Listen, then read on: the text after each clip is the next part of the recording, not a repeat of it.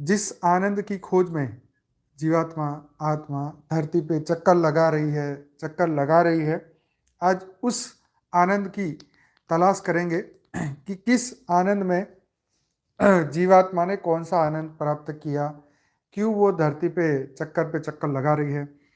तो आज जानेंगे पूरा सच। और वेद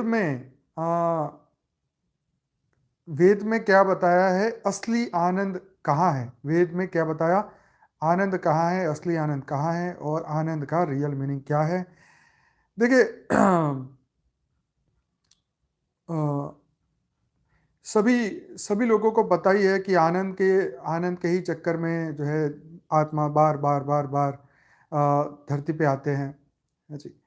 तो ये आनंद की खोज कब खत्म होगी, आनंद को कैसे समझे, आनंद को किस तरीके से समझे।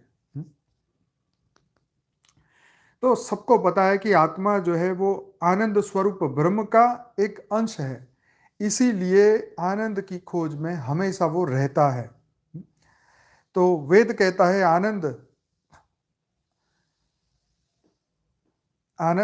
वेद कहता है आनंद यहाँ नहीं वहाँ है। तो आज हम वहाँ कहाँ है उसके बारे में पूरा जानकारी प्राप्त करेंगे।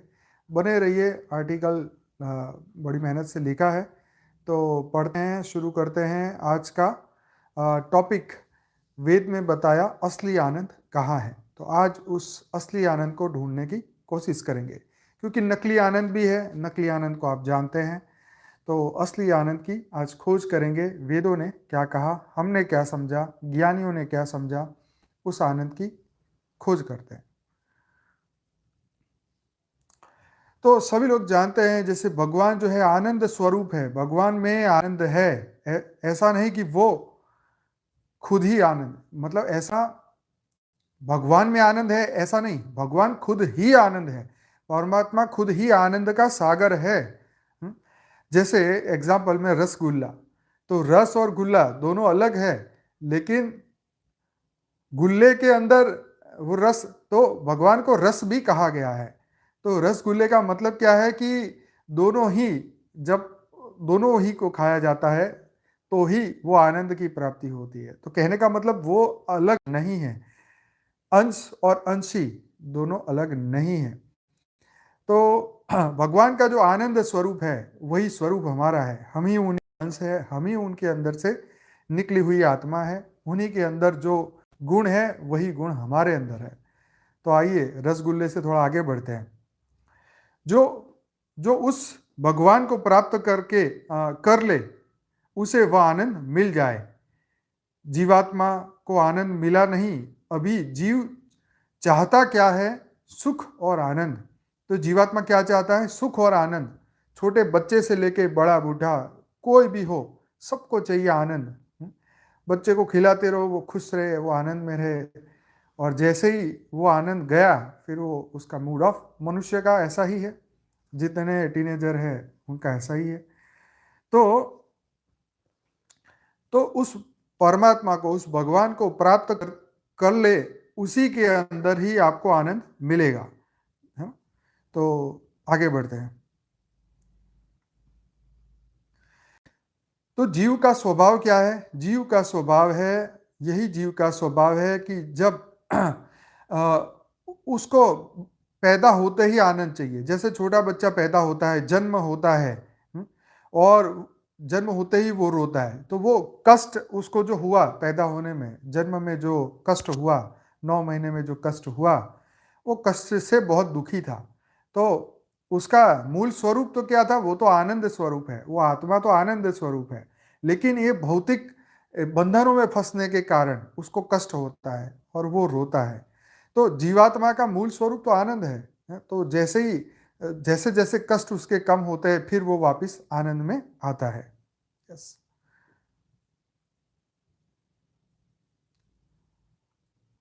तो छोटा बच्चा भी आनंद की तलाश में है, किसी को दुख नहीं चाहिए, सबको सुख चाहिए। तो वो आनंद कहाँ है और कैसे मिलेगा, सबसे बड़ा क्वेश्चन, वो आनंद कहाँ है और कैसे मिलेगा। अनंत जन्म बीत गए तब भी यह पता नहीं चला कि आनंद कहाँ है। एकदम सत्य बात है। देखो, अनंत जन्म हो गए, अनंत गुरु मिल गए, अनंत ज्ञान मिल गया, लेकिन हम उस आनंद स्वरूप को अभी तक नहीं जान पाए। और अगर आपने अपने जीवन में उस आनंद स्वरूप को जान लिया तो आप कितनी समय तक आनंद में रहे, दैट इज द क्वेश्चन। आपके लिए ये क्वेश्चन है, आप अपने आप को पूछिए कि अगर आप आनंद स्वरूप है तो कितनी देर तक आप आनंद स्वरूप में रहते हैं। तो आनंद कहाँ है और वो कैसे मिलेगा? अनंत जन्म बीत गए तब भी यह पता नहीं चला कि आनंद कहाँ है। ये तो जीव को पता नहीं है कि आनंद कहाँ है, या फिर समझ समझते समझते तो है तो भी प्रैक्टिकल नहीं किया। फॉर एग्जाम्पल, शरीर 5 महाभूत का बना हुआ है। देखो, पर शरीर जो है 5 महाभूत का बना है, आंखें भी 5 महाभूत की है, कान भी महाभूत का है, 5 महाभूत का है। लेकिन जो काम आंख करती है वो कान नहीं कर सकती, कान जो है वो देख नहीं सकता, आंख है वो सुन नहीं सकता। इसका मतलब क्या हुआ कि जिसको जो कार्य मिला है वो वही कार्य करेगा। ठीक है, आंखों से देखने का ही आनंद प्राप्त हो सकता है, कान को सुनने का ही आनंद प्राप्त हो सकता है। तो फिर दोनों के कार्य अलग हैं। कान देख नहीं सकता, आंख सुन नहीं सकती।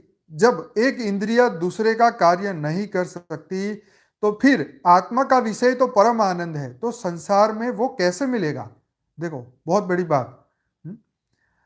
आत्मा का विषय जो आनंद है, जो संसार में नहीं है, ये भौतिक चीजों में नहीं है, क्योंकि आत्मा जो है वो भौतिक नहीं है। आत्मा को भौतिक जगत से या भौतिक वस्तु से बनी हुई नहीं है। तो जो आनंद है वो भौतिक नहीं है कि वो चीज ले आऊं तो मुझे आनंद मिल जाए। वो हमारी तृष्णा है कि वो 1 करोड़ की गाड़ी, 1 करोड़ का घर, 1 करोड़ का ये चीज मिल जाए, 1 करोड़ की अंगूठी मिल जाए तो मुझे आनंद मिल जाए। तो ये